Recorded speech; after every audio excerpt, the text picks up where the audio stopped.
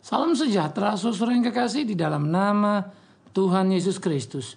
Kembali kita bertemu dan terus kita memikirkan bagaimana seharusnya di dalam hidup kita beriman atau hidup keagamaan kita di tengah-tengah keanekaragaman hidup di dunia ini.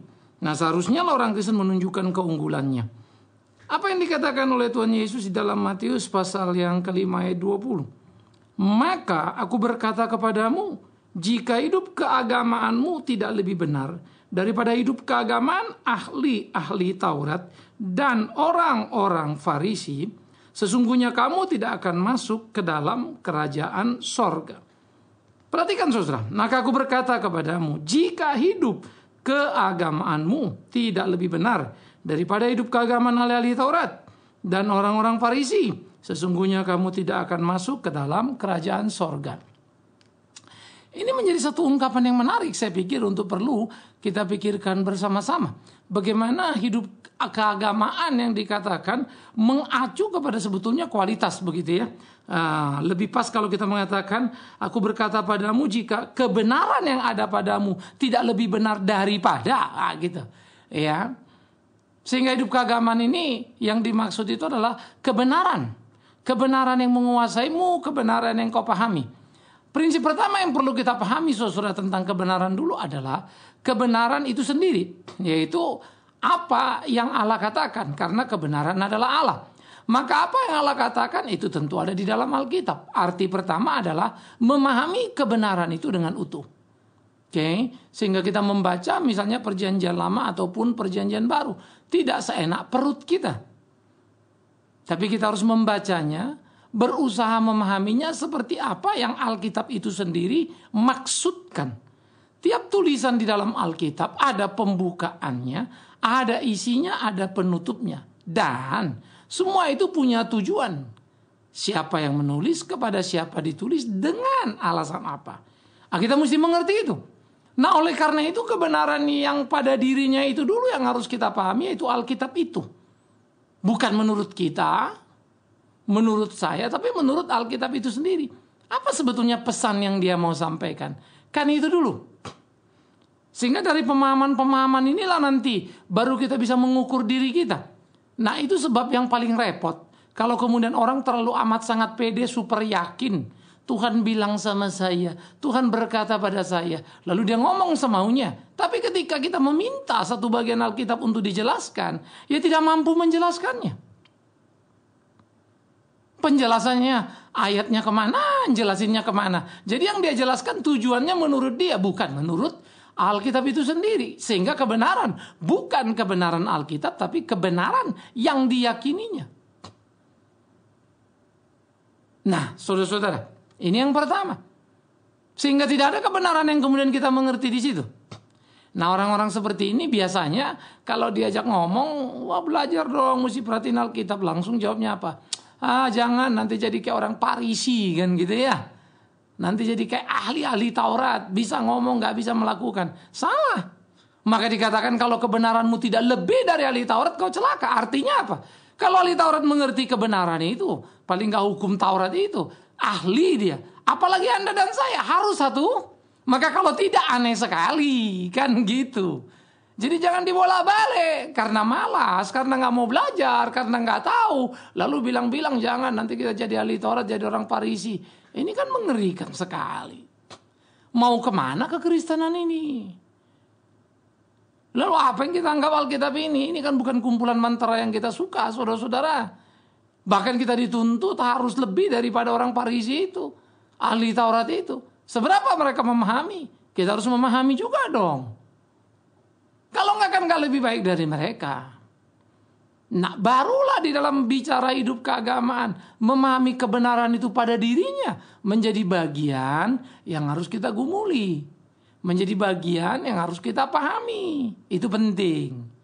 Tapi ingat tadi, kebenaran itu pada dirinya. Bukan kebenaran menurut saya, menurut Anda. Kebenaran menurut Alkitab. Nah, jadi di dalam bagian-bagian seperti inilah kemudian kita belajar, kita perlu menjelajahi seluruh prinsip-prinsip nilai dalam hidup keberimanan kita. Bagaimana kita belajar melakukan apa, belajar memahami apa yang menjadi kehendak Tuhan atas hidup ini. Alkitab memberikan arahan pada kita semua. Jadi betapa amat sangat perlunya untuk mengerti kebenaran itu seturut dengan maksud dari kebenaran itu sendiri. Ingat itu ya. Nah, disinilah sebetulnya pemahaman-pemahaman ini perlu dikembangkan. Jadi tidak ada jalan lain kan Anda mesti suka baca Alkitab kan ya. Membaca, mempelajarinya, mengertinya. Tapi ingat tadi ya, membaca, mempelajari dan mengertinya menurut Alkitabnya. Jadi jangan comot-comot seenaknya. Ambil satu bagian, lupakan bagian yang lainnya.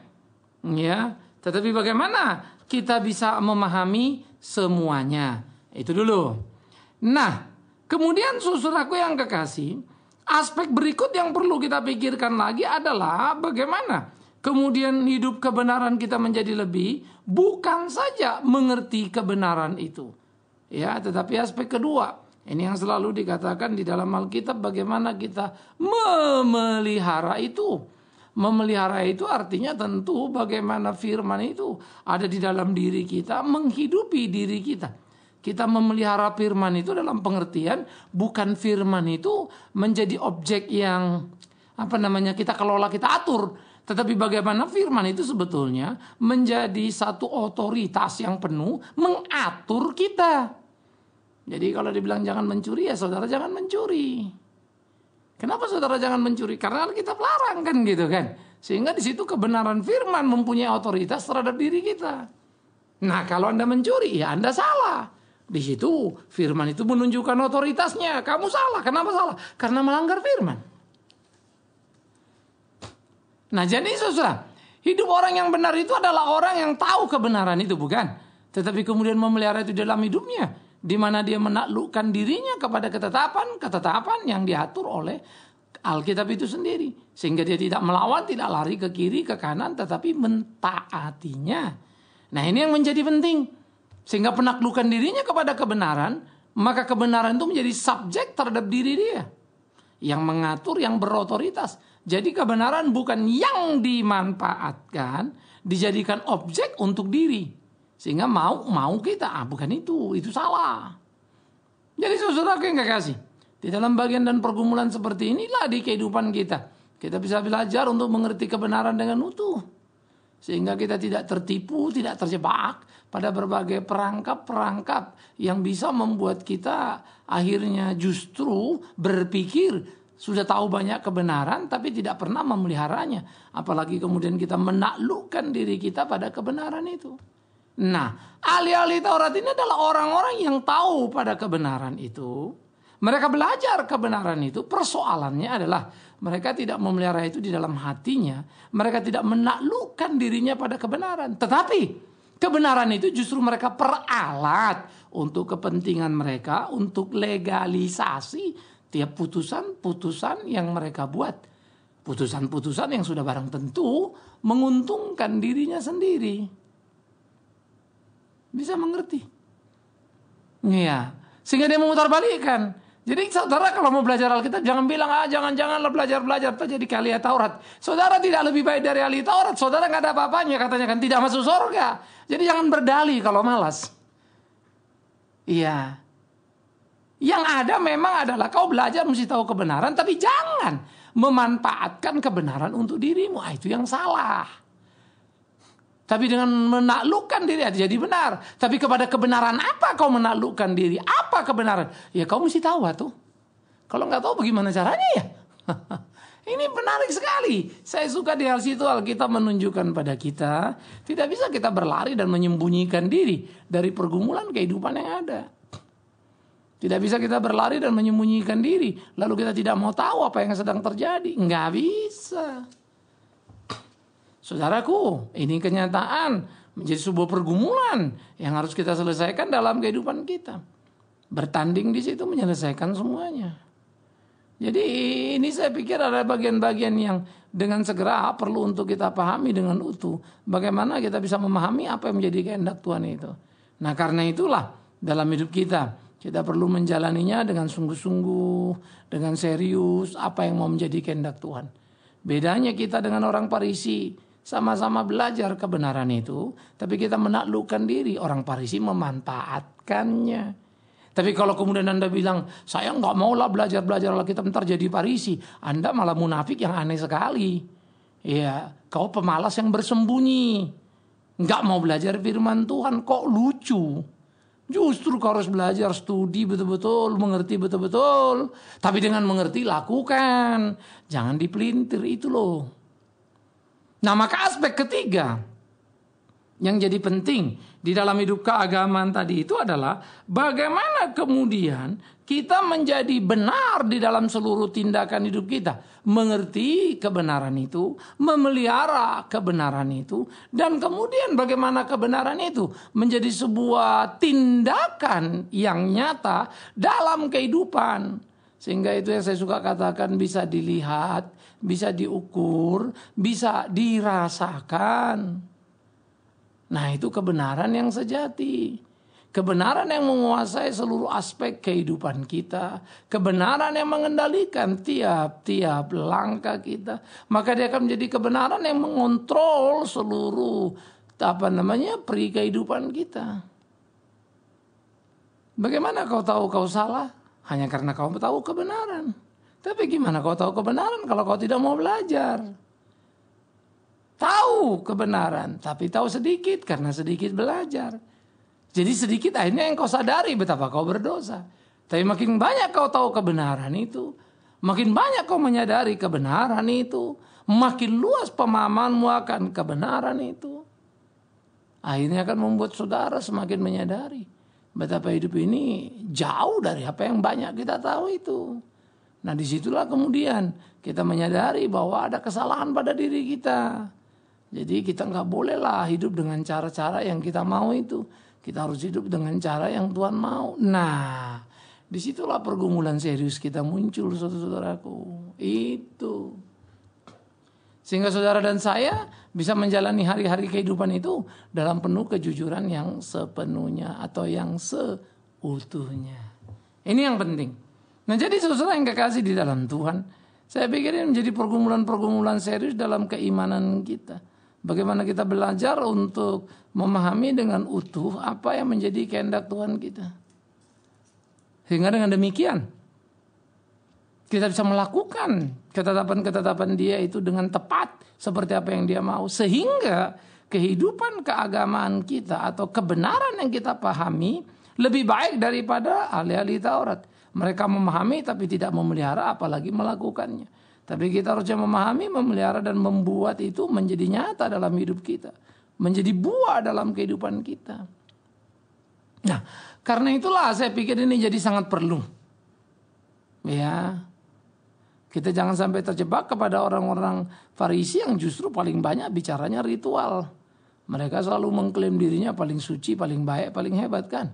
1 minggu puasa kami 2 kali, kata mereka begitu. Ya, kami bukan pemungut cukai, kami orang baik-baik Tuhan. Waduh, itu yang mereka bilang. Kami doa siang malam katanya. Tapi Tuhan enek melihat mereka, malas marah melihat mereka. Muak aku melihat kau. Wah, itu kalimat Tuhan.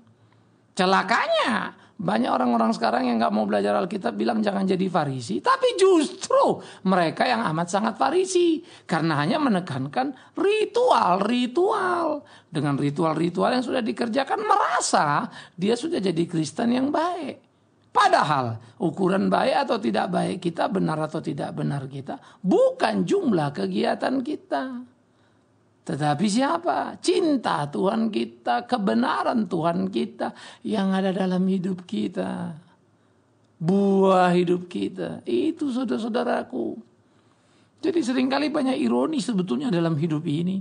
Ketika orang berkata jangan jadi ahli Taurat, padahal dia sudah jadi kayak ahli Taurat itu. Dia tidak mau belajar Alkitab, katanya jangan supaya nggak seperti ahli Taurat. Tapi dia justru sangat menekankan ritual-ritual sama seperti ahli Taurat. Tapi tidak tampak nyata dalam kehidupannya, dalam buahnya. Kan ironis. Ya, rajin kita menyuruh orang kasih perpuluhan. Kita sendiri nggak ngasih untuk Tuhan, untuk kemuliaan Tuhan. Rajin kita mengumpulkan uang untuk kemuliaan Tuhan. Tapi orang miskin samping kiri kanan tetap saja kelaparan. Pernah saudara pikir itu? Rajin kita bilang cinta kasih, peduli pada sesama kita. Tapi hidup kita hanya berpusat kepada diri. Apa yang bisa kupakai, apa yang bisa kumakan, bagaimana gaya hidupku tinggi. Ironis ya, itu kita. Sehingga kita seringkali sebetulnya melakukan banyak kemunafikan dalam kehidupan ini. Dan itu mengerikan dan Tuhan tidak suka. Itu saudaraku yang kekasih. Jadi pikirkan, camkan itu terus dalam hidupmu. Supaya kau bisa melakukan apa yang menjadi kehendak Tuhan. Sehingga kau tidak kemudian luput dari perhatian Tuhan terhadapmu. Dan Tuhan jangan jadi murka kepadamu. Tetapi dalam cinta kasihnya, ia tetap memeliharamu melakukan apa yang menjadi kehendaknya di dalam dirimu. Camkan itu, pikirkan itu, renungkan itu. Supaya itu sungguh-sungguh bisa menjadi bekal untuk kita bertumbuh dalam hidup kita. Supaya kita bisa melakukan apa yang menjadi kehendak Tuhan kita dan hidup kita jadi indah. Karena kita menaklukkan diri kepada kebenaran. Nah, itulah akan membawa nanti hidup keagamaan atau nilai kebenaran kita itu lebih benar dari ahli Taurat. Ya, karena kita bisa jadi sama-sama tahu dengan mereka, tapi tidak sama dalam pemeliharaan. Kita memeliharanya, mereka tidak. Bahkan mereka memanfaatkan itu untuk mencari kebenaran diri, tapi kita melakukan untuk tunduk menyenangkan hati Tuhan. Nah, jadi saya pikir tinggal jujur kita saja kan. Sejauh mana sebetulnya hidup keimanan kita atau kebenaran kita itu benar. Sejauh mana kita mengerti kebenaran firman Tuhan dan tidak memanfaatkannya untuk keuntungan diri kita. Tidak untuk memperkaya diri kita. Tidak untuk menyenangkan diri kita. Saya kadang-kadang suka pikir ya. Suami istri ribut atau di gereja ribut. Semua pakai ayat. Perang ayat istilahnya ya. Kadang-kadang kalau kita pikir-pikir. Apa gak malu kita ini? Ya. Mana ada sih ayat Alkitab yang satu berkelahi dengan ayat kitab lain. Tapi itulah kita orang berdosa ini. Kita buka ayat Alkitab itu sepertinya berbenturan satu dengan lain. Ya, ini serang pakai ini jawab pakai ini. Nah, lucu sekali. Kita seringkali mengklaim atau membela diri kita dari teguran, hardikan atau amarah misalnya dengan Alkitab. Kan aneh sekali. Sebaliknya kita bisa melakukan sesuatu. Kemudian kita melakukan tekanan dengan ayat Alkitab pula lagi. Bagaimana ini? Nah, ini kan sungguh tampaknya beragama. Mau ngomong mau apapun bawa-bawa ayat Alkitab gitu kan. Tetapi sejatinya kualitas hidupnya tidak menunjukkan itu. Jadi kita jangan begitu dong. Nah, oleh karena itulah saudara-saudara yang kekasih dalam nama Tuhan Yesus Kristus. Kita perlu belajar dengan berani. Meneropong diri kita, menyadari kelebihan kita, sekaligus apa yang jadi kekurangan kita. Tetapi bukan untuk kemudian kita berhenti dan berleha-leha, melainkan untuk kita menyadari semuanya dan melakukan apa yang jadi kehendak Allah. Sebagaimana harusnya. Maka itu akan menjadi hidup yang sangat menyenangkan, saudara. Itu akan menjadi hidup yang sangat indah di dalam bersama dengan Tuhan. Oh, puji Tuhan. Nah, jadi saudara yang kekasih di dalam nama Tuhan Yesus Kristus, kita mesti berani mengukur diri kita, mengevaluasi diri kita. Kita mesti berani menginvestasi waktu kita untuk belajar firman itu dengan baik, dengan benar. Dan kita mesti berani menginvestasi segenap hidup kita untuk melakukan apa yang menjadi kehendak Tuhan kita. Kita mesti berani menginvestasi apapun yang ada pada diri kita. Bagaimana kita makin akrab dalam persekutuan dengan Dia. Sehingga tiap tuntutan kehendak Allah menjadi satu tuntutan yang terbentuk, terwujud dalam hidup kita. Bukan cuma teori saja. Ini perlu. Jadi saudaraku yang kekasih di dalam nama Tuhan Yesus Kristus. Lakukanlah apa yang Tuhan mau dalam hidupmu. Supaya kau sungguh-sungguh bisa melakukan apa yang menjadi kehendaknya. Dan hidupmu sangat jadi bahagia. Karena kau betul-betul akan diperhatikannya. Jadi kalau dia berkata, aku berkata padamu, jika hidup keagamaanmu tidak lebih benar daripada hidup keagamaan orang-orang ahli Taurat dan orang-orang Farisi, sesungguhnya kamu tidak layak masuk surga. Wow, camkan dan pikiran itu. Nggak layak masuk surga kalau tidak lebih baik kebenaranmu dari kebenaran mereka. Ingat, secara ritual mereka hebat, puasa seminggu 2 kali. Ingat, mereka memuji-muji bisa pagi sampai siang sampai malam. Dan ironis kan kalau itu yang kita banggakan dalam hidup kita. Acara-acara ritual kita, tindakan-tindakan ritual kita. Justru itu yang kita dengungkan, kita banggakan. Buat apa kau PA? Buat apa kau kebaktian dalam jumlah banyak waktu? Buat apa gunanya? Engkau doa bahkan semalam suntuk. Tetapi kemudian hidupmu sungguh menjadi batu sandungan. Hidupmu tidak menjadi berkat. Buat apa? Mana mungkin Tuhan bisa ditipu kan ya? Kau tidak lebih baik dari ahli Taurat. Kau tidak layak masuk surga. Wih, serius ya. Jadi kita mesti lebih baik daripada para ahli Taurat. Kita mesti lebih benar daripada ahli Taurat. Kita mesti betul-betul melakukan apa yang Tuhan mau tadi. Jadi tahulah kebenaran dengan utuh. Sesudah kau tahu kebenaran itu dengan utuh yang seutuhnya, pelihara itu di dalam hidupmu. Sehingga engkau memahami kebenaran menurut apa yang kebenaran itu mau ungkapkan. Bukan kebenaran diri. Lalu kemudian lakukanlah di dalam hari-harimu. Sehingga waktu engkau melakukan, maka engkau akan melihat bagaimana tangan Tuhan campur tangan. Dan orang bisa melihatmu, tahu siapa engkau, bisa mengukur, merasakan ya kasih atau perintah Tuhan yang kau lakukan. Dan akhirnya mereka tahu kita adalah anak-anak Tuhan. Puji Tuhan, saudara. Camkan itu, pikirkan itu, lakukan itu. Nah itulah kehidupan yang indah dalam hidup keberimanan kita. Begitu, jadi indah kan?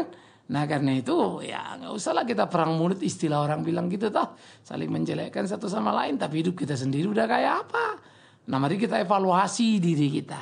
Mari kita perhatikan diri kita. 1001 orang akan mengklaim dirinya paling hebat, paling suci, paling diberkati Tuhan selalu karena kuantitas. Mungkin jumlah banyak, uang banyak, dan seterusnya. Padahal kalau mau bicara ukuran itu, alangkah ironisnya. Karena Tuhan Yesus sendiri pula yang bilang, banyak yang dipanggil, sedikit yang dipilih. Semoga yang sedikit itu adalah Anda dan saya. Tentu itu menjadi doa dan kerinduan kita. Tapi dengan segera bisa kita lihat. Dari mana? Hidup kita, buahnya itu loh. Akhirnya, jangan sampai engkau tidak lebih baik dalam kebenaranmu dibandingkan kebenaran para ahli Taurat itu. Mereka tahu Taurat itu. Yang salah mereka tidak pelihara dan lakukan. Dan engkau harus tahu. Karena bagaimana mungkin engkau bilang engkau lebih baik kalau tidak tahu. Hanya saja pelihara itu dan lakukan di kehidupan. Bukankah itu lebih baik? Selamat untuk berlomba melakukan apa yang menjadi kehendak Allah. Terpujilah Tuhan. Amin. Mari kita berdoa. Kami bersyukur, kami berterima kasih ya Tuhan. Kau tolong kami dalam perenungan. Kami bersyukur, kami berterima kasih ya Tuhan. Kau ingatkan kami supaya hidup lebih baik daripada ahli Taurat, orang-orang Farisi. Yang seringkali kami rasa hidup mereka juga cukup baik. Khususnya dalam ritual dan ibadahnya. Karena itu tolong kami supaya tidak terjebak pada kehidupan kami. Bolak-balik melakukan hal-hal yang rohani. Tetapi sebetulnya hati kami jauh dari Tuhan. Atau kami malah mempermainkan gerejamu. Tuhan tolong kami, pimpin kami. Supaya hidup keagamaan kami lebih baik daripada keagamaan ahli-ahli Taurat. Supaya hidup kami lebih benar dari kebenaran mereka. Dan semua di dalamnya nama Tuhan dipermuliakan. Demi Yesus Kristus Tuhan sumber kebenaran sejati itu. Kami berdoa bersyukur pada Bapa dalam surga. Terpujilah Tuhan. Kekal selama-lamanya. Amin.